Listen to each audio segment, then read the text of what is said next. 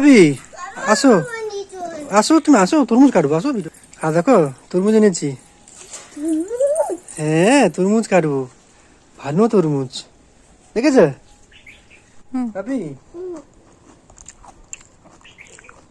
দাঁড়া আরো কাটি,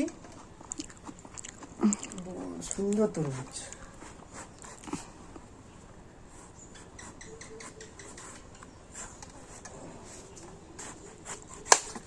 এই দেখো,